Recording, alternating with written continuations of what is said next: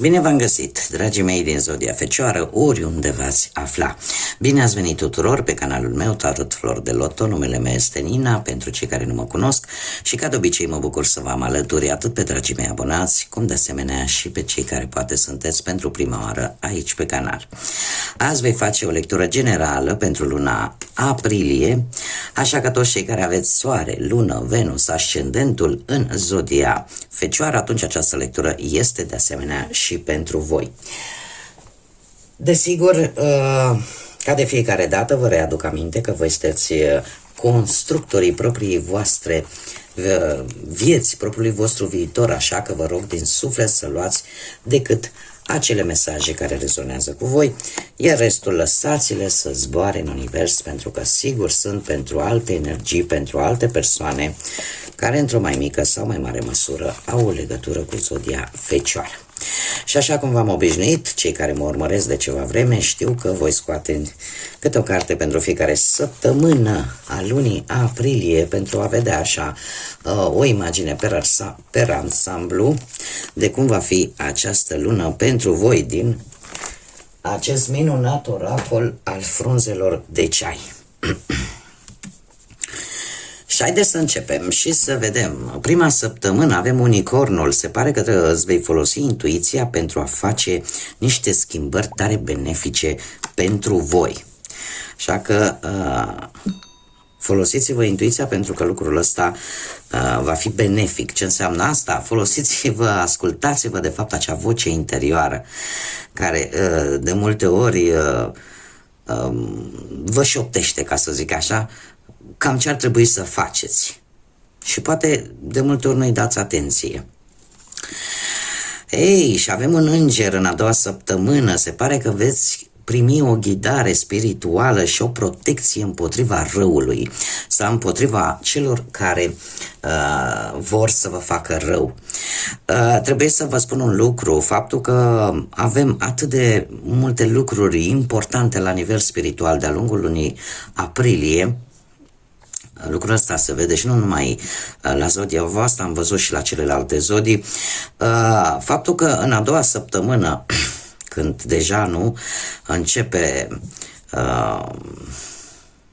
pentru catolici începe Săptămâna Sfântă, da? Semana Santa, cum se spune, și la noi, ortodoxi, anul acesta așa s-a nimerit să avem Sfintele Sărbători Pascale, în același timp, așa că există foarte multă încărcătură spirituală, iar faptul că aveți parte de o protecție din partea divinității nu mă miră, dar în același timp vine și o ghidare.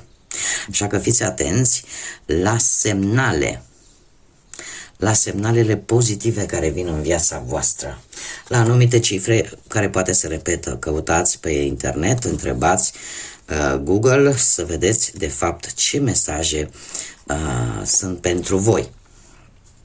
A treia săptămână din aprilie vine cu vești, de fapt cu așteptarea unor vești, a unui pachet sau unei scrisori sau unor mesaje. Sunteți într-o fază de așteptare. Da? Ceva important. Încă o pasăre, avem sfârșitul lui aprilie, ultima săptămână din aprilie, avem papagalul. Se pare că aveți un trădător, aveți pe cineva care nu poate să-și țină pliscul. Nu poate să-și țină pliscul și e posibil să scoată la iveală, voluntar sau involuntar, anumite secrete, anumite lucruri pe care voi nu le-ați fi vrut să fie și publice. Așa că, atenție ce spuneți, cui spuneți. Pentru că există, uite, și papagali. Este cineva static, aș spune, cineva care de obicei nu prea are o activitate așa, nu prea îi place să se miște. Asta așa ca... poate să-i placă mult culoarea roșie, dar în general este un personaj care nu prea se mișcă foarte mult. Haideți să vedem ce ne spune tarotul în ceea ce privește viața profesională, finanțele și viața sentimentală. Pentru dragii mei din Fecioară. Haideți să vedem. Pe plan profesional, ați fost foarte dedicați, foarte atenți la toate detaliile, ați depus o muncă foarte dură din punctul ăsta de vedere profesional. Unii dintre voi chiar ați avut poate mai multe lucruri de făcut la locul de muncă, dar ați reușit cumva să le duceți la bun sfârșit. Alții poate ați reușit să găsiți de curând un post care să vă pună la probă abilitățile voastre, care este un post destul de exigent. În acest moment este o perioadă în care lucrurile se mișcă destul de încet, dar cu acest cavaler de monede, eu aș spune că nu e un moment foarte bun să schimbați jobul, dacă la asta vă gândiți. Și dacă sunteți în căutarea încă a unui job, ar fi bine să îl căutați în locuri unde voi cunoașteți foarte bine activitatea. Da? Mai e de tras un picuț așa. Pe unii dintre voi chiar faptul că faceți mereu același lucru vă cam scade așa un pic vibrația. Există într-adevăr niște posibilități destul de bune care se îndreaptă către voi în luna lui aprilie. Avem acest paj de spade, un paj de spade care mie îmi spune că e posibil, mare grijă pentru cei care veți accesa, da? Sau veți da un interviu poate vis-a-vis de un nou job, să apară mici conflicte sau e posibil să vi se tot ceară tot felul de documente în plus. Nu o luați la nivel personal, probabil că asta este politica firmei, da? Ele sunt, folosiți-vă agilitatea mentală și o formă un pic schimbată de a comunica, pentru că în felul acesta, știți cum e vorba, dulce mult aduce. De asemenea, cei care aveți deja un job, mare grijă. De ce? Pentru că, cum am spus, e posibil să apară anumite conflicte ușoare. Nu e nimic extraordinar, dar sunt persoane obositoare, persoane care vă cam pun răbdarea la încercare. Da? Și de asemenea, mare atenție, pentru că acum văd eu care e treaba cu papagalul. Acest paj de spade, nu știu dacă zodiile de aer vă spun ceva, Gemeni, Balanță sau Vărsător, o persoană posibil o energie un pic mai tânără ca voi sau foarte tânără, dar este o persoană care nu poate să-și țină gura. Așa că mare grijă ce veți spune de-a lungul lunii lui aprilie acestei persoane care are legătură cumva cu munca, pentru că vă va da în vileag. Nu știu dacă o va face, cum am mai spus, voluntar sau involuntar. Cert este că ceea ce voi veți spune sunt mari șanse să le spună și altora. Bun, haideți să vedem pe plan financiar. Pe plan financiar, eu aș zice că ați avut o perioadă în care ați fost foarte atenți. Foarte atenți în ceea ce privește banii. De ce? Pentru că poate că ați traversat o perioadă de conflict din cauza unei situații financiare cu alte persoane în care fiecare susținea punctul de vedere, nimeni nu o lăsa și cumva la un moment dat ori voi, ori persoana respectivă a renunțat, pur și simplu, s-a dat bătută.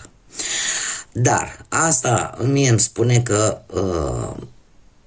posibil de la acest, să zicem așa, conflict, la acest stare de tensiune, ceva s-a vândut. Ceva ce voi v-ați dat seama că de fapt nici măcar nu prea vă folosește așa de tare și că lupta de fapt nici măcar nu și-a avut rostul.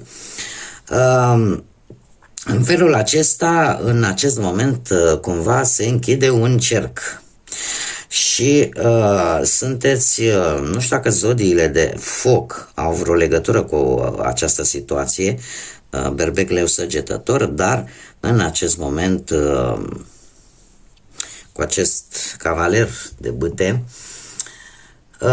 vin niște surprize bănești. E adevărat, nu sunt cantități foarte mari și ar trebui să fiți foarte atenți să nu cheltuiți impulsiv, da? Există o tendință destul de înșelătoare de a cheltui un pic pe anumite lucruri care chiar nu au foarte mare importanță, așa că aveți grijă din punctul ăsta de vedere. Luna lui aprilie vine cu noi idei, vine cu o claritate mentală mult, mult mai bună. Sunt mari șanse să vi se ceară niște bani împrumut. Trebuie să vă asumați ideea că probabil nu să știți dacă îi veți mai recupera. În general, ar fi bine în luna lui aprilie să nu faceți cheltuieli foarte mari, pentru că poate să vă paseze factura, cum spun spaniolii, da? Poate să aibă niște repercursiuni, așa că trebuie să fiți cât mai echilibrați, tocmai pentru că aveți o claritate mentală mult mai bună și vedeți lucrurile mult mai clar, dar nu vă lăsați angrenați în această tentație pentru că veți recupera niște bani. Și e posibil să recuperați această cantitate de bani, cum am mai spus, în urma vânzării unui obiect sau în urma acestui conflict. Ce ar mai fi de spus? Faptul că mare grijă cui dați bani împrumut, pentru că e posibil să vi se ceară, dar sunt slabe șanse să-i mai puteți vedea înapoi sau să-i mai puteți recupera. Și atunci această relație, pentru că este de la cineva apropiat, această relație sunt mari șanse să se strice. Așa că rămâne la latitudinea voastră să vedeți dacă îi dați, sunt bun dați, dacă nu îi dați, iară este strict decizia voastră. Mie asta îmi spun cărțile. Am uitat să vă spun un lucru important. Pe partea profesională, atenție la datele de 16, 20 și 3. De 16, 20 și data de 3. Sau aceste numere să aibă vreun simbolism aparte pentru voi. De asemenea, în ceea ce privește partea financiară, avem data de 27, de 23, de 4 și de 7, care să aibă anumită importanță pe plan financiar. Haideți să vedem pe plan sentimental. Prima dată pentru cei care sunteți într-o relație. Dragilor, tocmai ce, nu știu, unii dintre voi posibil să fi celebrat, domne, o cununie civilă, da? Că deocamdată suntem în post și nu se fac, cel puțin la noi la ortodoxi, nu se fac cununii, da? Dar, cu ceva timp în urmă ați avut o împlinire, un eveniment important în familia voastră, în relația voastră și lucrul ăsta v-a adus o stare foarte pozitivă sau poate, chiar dacă ați traversat o anumită problemă, poate de relație, cumva ați primit sprijinul familiei. În prezent e posibil să vă confruntați cu o situație în care simțiți nevoia să vă apărați relația vis-a-vis de o anumită persoană care posibil să fie la distanță, dar care, uite așa, din când în când își mai bagă nasul în relația voastră, da? O provocare pe care voi vreți să o rezolvați într-o manieră, aș spune, destul de hotărâtă, tocmai pentru că vă aflați într-o poziție de putere, vă aflați într-o poziție în care puteți face acest lucru. Luna lui aprilie vine cu o decizie importantă pentru unii dintre voi, o decizie foarte importantă la nivel sentimental. Acum, trebuie să vă spun un lucru. Mi-apare zodia Gemeni. Dacă asta rezonează pentru unii dintre voi, și eu aș mai spune un lucru. O decizie importantă pentru unii dintre voi este relaționată cu două persoane sau cumva sunteți dispuși să faceți o schimbare, sunteți dispuși să faceți un compromis în ceea ce privește relația voastră. Da? Aici fiecare adaptează. Sunteți mult mai curioși, unii dintre voi, iar pentru alții comunicarea cumva se îmbunătățește. Da? Se îmbunătățește și odată cu comunicarea apar și o îmbunătățire în sentimente, în afecțiune. De ce spun acest lucru? Pentru că gemenii au ca guvernator pe Mercur. Și cu Mercur deja începând cu 7 aprilie iese din retrogradare, își mai lasă așa mici ecouri din energia asta a retrogradării, unde pe toată perioada cât a fost retrograd, comunicarea a fost una foarte dificilă și nu numai la voi, la toate zodiile, a afectat toate zodiile. Au existat tot felul de situații contradictorii, situații care parcă nu-și mai găseau nicio rezolvare, în special pe partea asta sentimentală, dar, cum am mai spus, începând cu 7 aprilie, cred că mai sigur undeva pe 10-11 aprilie, lucrurile iese din retrogradare și atunci încep să funcționeze cumva la capacitate normală. Și tocmai de aceea luna aprilie vine cu o comunicare mai bună pentru unii, iar pentru alții vine cu o decizie importantă, cum am mai spus, pe care voi va trebui să o luați în ceea ce privește ori relația voastră, ori poate pur și simplu o decizie importantă vis-a-vis de două persoane, de două energii. Dar se pare că această decizie voi o veți lua cu inima, cu emoția, cu ceea ce vă va spune sentimentele. Haideți să vedem, cei care sunteți singuri poate în urma văduviei, a unui divorț, a unei separări, sau poate pur și simplu pentru simplu motiv că nu v-ați găsit jumătatea. Dragilor, zodia Taur mi-apare aici, în prima fază avem Împărăteasa. Ați traversat o perioadă, eu aș spune, destul de bună, da? În care voi ați crezut că a apărut dragostea adevărată în viața voastră, care poate sau nu să aibă legătură cu zodia Taur. Totuși, în acest moment, sunteți într-un punct mort. Sunteți într-un punct în care nu știți ce să faceți. Trebuie să luați poate o anumită decizie și o anumită hotărâre, dar cumva e ca și cum ai zice că există anumite probleme. Și există anumite probleme în interiorul vostru care vă blochează în luarea acestor decizii. Și nu mă miră tocmai pentru că, așa cum am mai spus, încă îl avem pe Mercur retrograd. Da, așa că voi sunteți într-un moment de stagnare, într-un moment de blocaj în ceea ce privește poate această relație pe care voi o considerați o dragoste adevărată. Dar este ceva în interiorul vostru care vă oprește. Ori că există anumite lucruri, anumite răni din trecut care încă nu sunt vindecate și mai au nevoie de vindecare, ori ceva există. Eu trebuie să vă spun că veți avea parte de o trezire care vă va zgudui de-a lungul lunii aprilie. De ce? Pentru că, și care mie aici mi-apare ceva de luna noua, de luna lui septembrie.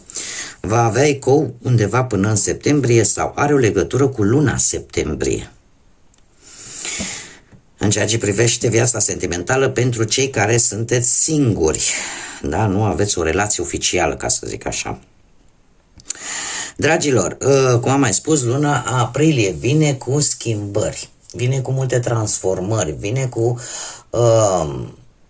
cum să spun eu, e ca și cum universul, divinitatea încearcă să-ți arate, știi, nu e momentul oportun acum să iei o anumită decizie. Se va întâmpla ceva. Acum, cărțile nu-mi spun exact ce se va întâmpla, dar va fi o schimbare bruscă, un eveniment brusc care te va trezi pur și simplu.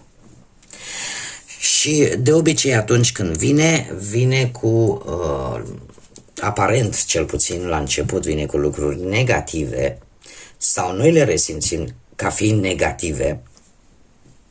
De obicei vine cu dezamăgiri, de obicei vine cu păreri de rău, cu tristețe, dar pe termen lung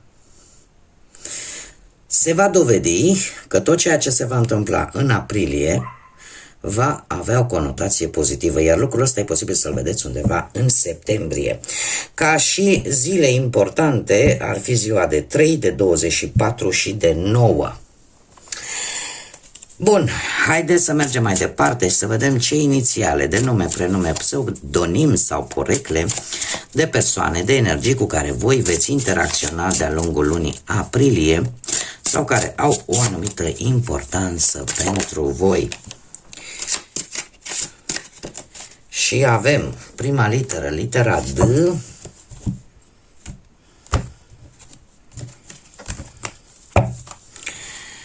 litera D, litera O,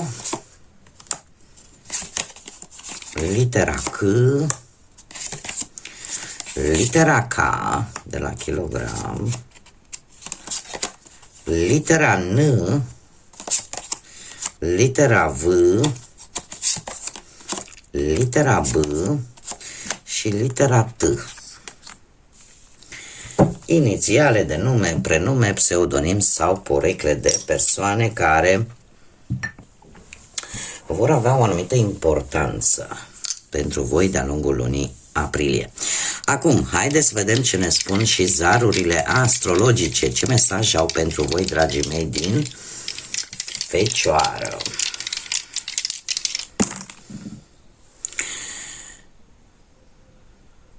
Și avem Zodia Leu, casa 1. Stați așa să vedem cum sunt poziționate. Și îl avem pe Mercur. Hei, dragilor, casa 1 ne vorbește despre ascendent. Ne vorbește despre ascendent și în mare parte, mai ales pentru cei care vă știți cu ascendentul în Leu. Despre ce ne vorbește casa 1? De personalitatea voastră, de cum vă arătați voi lumii și cum vă percepe lumea pe voi. Eu aș spune că faptul că l-aveți și Zodia Leu, probabil că simțiți nevoia mai acut de-a lungul lunii aprilie să fiți un pic mai special, să ieșiți un pic mai mult în evidență. Poate că orgoliul vostru se simte un pic mai ridicat și să aveți acea nevoie de a fi admirați, de a atrage privirea, da? Poate veți acorda mai multă atenție modului în care vă îmbrăcați, cum vă arătați în general, simțiți nevoia de, cum să zic eu, sau poate chiar veți reuși să aveți o autoestimă foarte puternică, o părere foarte bună despre voi. Faptul că avem totuși și pe Mercur, se pare că forma voastră de a gândi, de a comunica, de a vedea lucruri pe care poate înainte nu le vedeați, se va schimba un pic și tocmai, aș spune, datorită acestei influențe leonine a zodiei Leu, da, care e o zodie foarte energică, foarte caldă și care, în general, pentru care mândria, orgoliul, admirația sunt lucruri destul de importante. Ce ar mai fi de spus vis-a-vis de acest Mercur este că E posibil ca unii dintre voi să comunicați poate un pic mai bine, nu știu, cu frații, cu surorile, și e posibil ca unul dintre ei, pentru cei care au acești frați sau surori, să vă dați seama că este implicat într-o anumită problemă.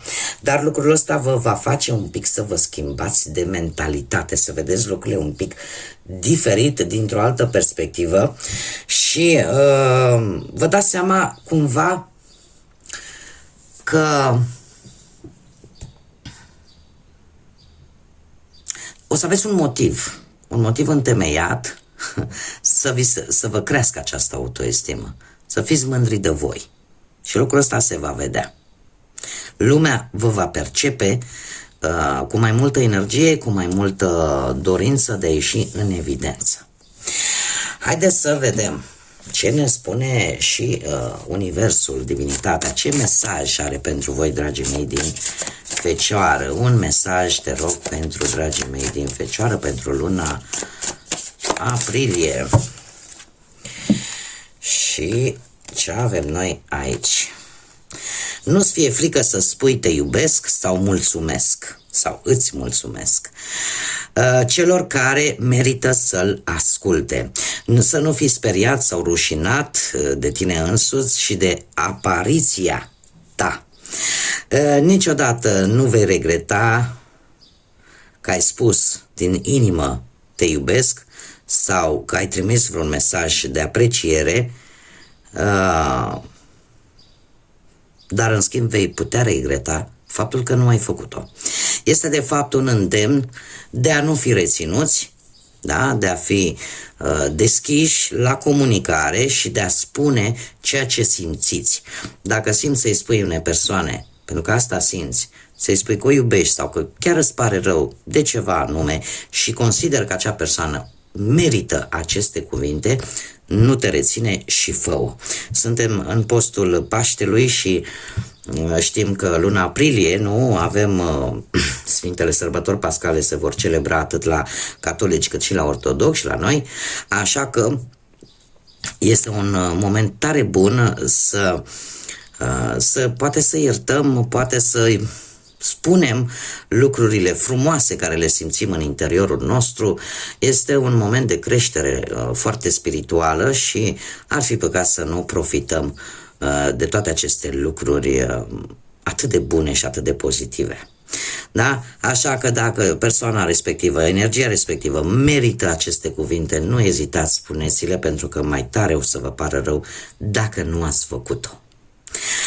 Bun, dragilor, cam atât am avut de spus pentru voi. Eu vă mulțumesc ca de obicei pentru prezență, vă mulțumesc din suflet pentru suportul vostru prin intermediul mesajelor, al distribuirilor, al like-urilor, al faptului că vă abonați, că v-ați abonat. Eu vă mulțumesc din suflet tuturor și fie ca luna lui aprilie, o lună cu atât de multă încărcătură spirituală, cum am mai spus, să vă lumineze sufletele, să vă lumineze mințile, să vă aducă acea liniște și pace interioară de care până la urmă cu toți avem nevoie.